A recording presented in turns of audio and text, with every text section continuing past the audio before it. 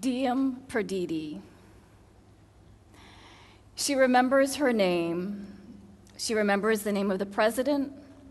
She remembers the name of the president's dog. She remembers what city she lives in and on which street and in which house. The one with the big olive tree where the road takes a turn. She remembers what year it is. She remembers the season. She remembers the day on which you were born. She remembers the daughter who was born before you. She had your father's nose. That was the first thing I noticed about her. But she does not remember that daughter's name. She remembers the name of the man she did not marry, Frank, and she keeps his letters in a drawer by her bed. She remembers that you once had a husband, but she refuses to remember your ex-husband's name. That man, she calls him. She does not remember how she got the bruises on her arms or going for a walk with you earlier this morning. She does not remember bending over during that walk and plucking a flower from a neighbor's front yard and slipping it into her hair. Maybe your father will kiss me now. She does not remember what she ate for dinner last night or when she last took her medicine. She does not remember to comb her hair. She remembers the rows of dried persimmons that once hung from the eaves of her mother's house in Berkeley. They were the most beautiful shade of orange. She remembers that your father loves peaches. She remembers that every Sunday morning at 10, he takes her for a drive down to the sea in the brown car. She remembers that every evening, right before the 8 o'clock news, he sets out 2 fortune cookies on a paper plate and announces to her that they are having a party. She remembers that on Mondays he comes home from the college at 4, and if he's even 5 minutes late, she goes out to the gate and begins to wait for him. She remembers which bedroom is hers and which is his. She remembers that the bedroom that is now hers was once yours. She remembers that it wasn't always like this. She remembers the first line of the song, How High the Moon. She remembers her best friend Jean's telephone number, even though Jean has been dead for 6 years. She remembers that Betty is dead. She remembers that Grace has stopped calling. She remembers that her own mother died 9 years ago while spading the soil in her garden, and she misses her more and more every day. It doesn't go away. She remembers the number assigned to her family by the government right after the start of the war, 13611.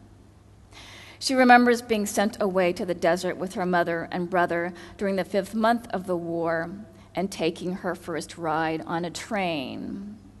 She remembers the day they came home, September 9th, 1945. She remembers the sound of the wind hissing through the sagebrush. She remembers the scorpions and red ants. She remembers the taste of dust. Whenever you stop by to see her, she remembers to give you a big hug, and you are always surprised at her strength. She remembers to give you a kiss every time you leave. She remembers to tell you at the end of every phone call that the FBI will check up on you again soon. She remembers to ask you if you would like her to iron your blouse for you before you go out on a date. She remembers to smooth down your skirt.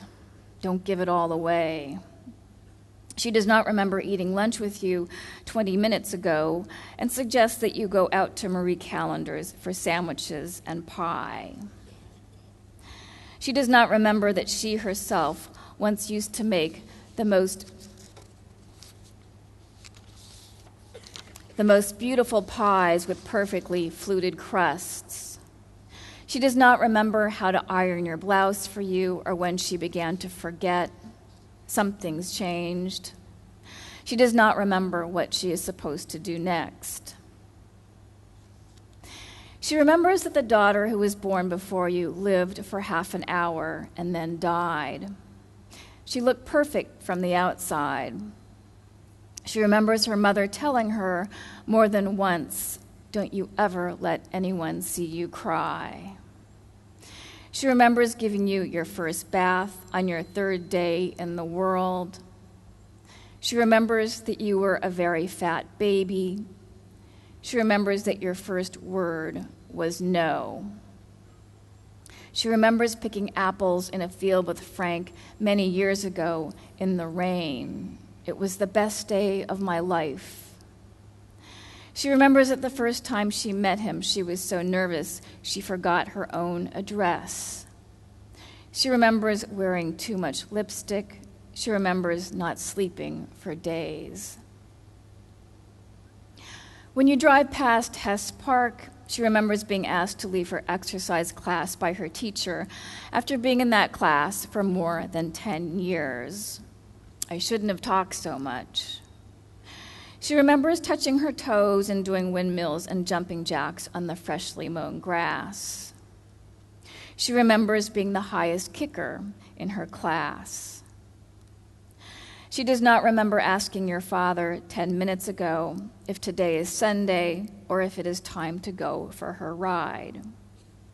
She does not remember where she last put her sweater or how long she has been sitting in her chair.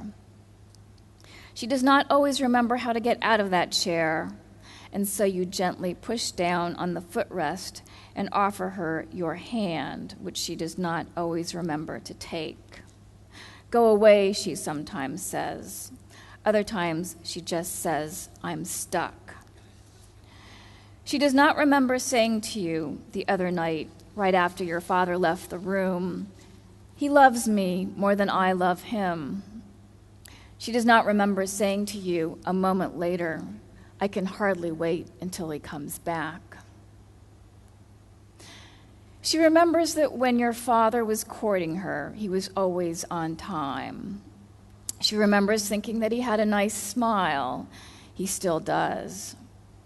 She remembers that when they first met, he was engaged to another woman. She remembers that that other woman was white. She remembers that that other woman's parents did not want their daughter to marry a man who looked like the gardener. She remembers that the winters were colder back then and that there were days on which you actually had to put on a coat and scarf. She remembers her mother bowing her head every morning at the altar and offering her ancestors a bowl of hot rice. She remembers that her father always wore very nice shoes. She remembers that the night the FBI came for him, he and her mother had just had another big fight. She remembers not seeing him again until after the end of the war.